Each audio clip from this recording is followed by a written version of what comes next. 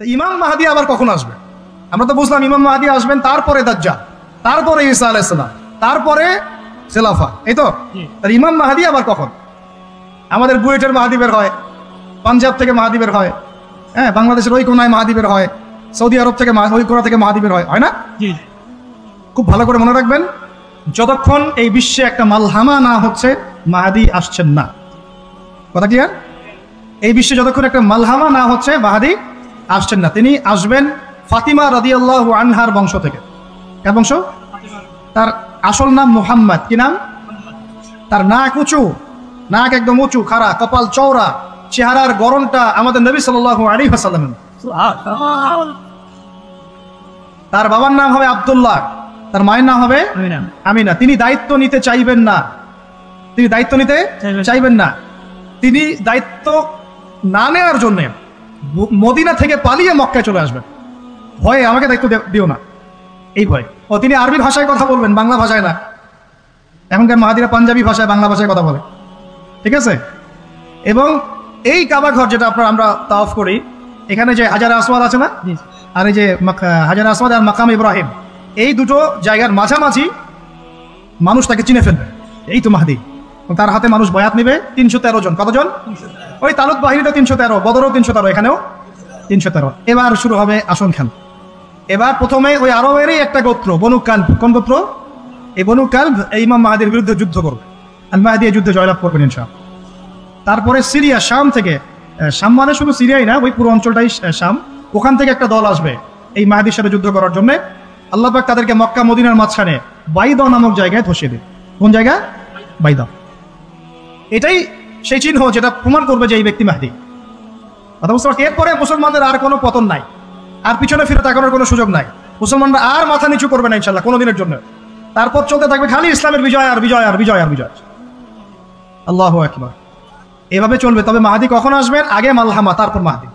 মালহামা কি তাহলে? এটা হচ্ছে একটা বিশাল যুদ্ধ। এটা কি?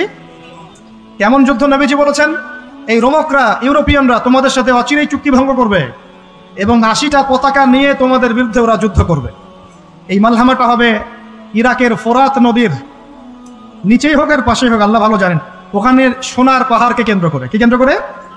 এই সোনা মানে সত্যিকারের সোনাও হতে পারে, অথবা তেলও হতে পারে, আল্লাহ ভালো জানেন।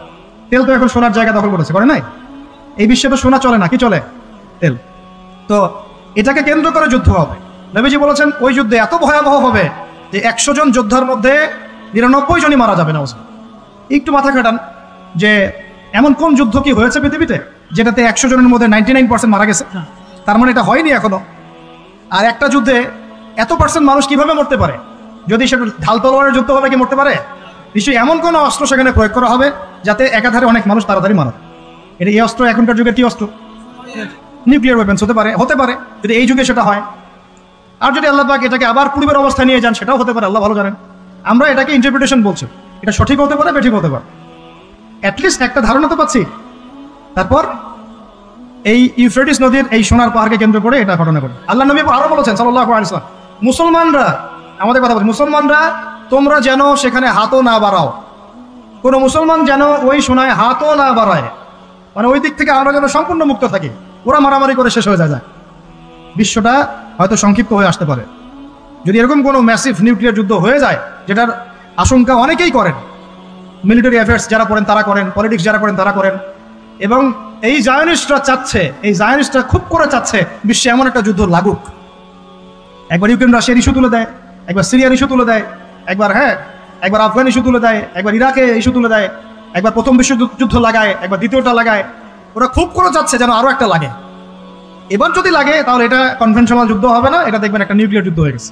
সেটা হয়ে গেলে ওয়ার্ল্ডের আয়তন আর এমন থাকবে কিনা আল্লাহ ভালো জানে। এগুলো ভাবতে হবে এবং আমাদের করণীয় ফিক্স করতে হবে। তবে করণীয় ওই কথাগুলো যেগুলো আগে বলেছি। যদি কিয়ামত হতে আর একদিনও বাকি থাকে, করণীয় এগুলোই থাকবে, চেঞ্জ হবে না, তাই না? কিয়ামত হতে যদি একদিনও বাকি থাকে তাহলেও আমাদের কাজ ইলম অর্জন, আমল করা, পরিবার ঠিক করা, হালাল খাওয়া, বেশি বেশি তাসকিয়া, দাওয়াত ও জিহাদ। আর কোনো আমল আছে আমাদের? এগুলোই কাজ। এগুলো হচ্ছে বিশ্বের ভবিষ্যৎ। আল্লাহ রাব্বুল আলামিন আমাদের সবাইকে এই বিষয়গুলোর জন্য প্রস্তুত থাকার তৌফিক দান করুন।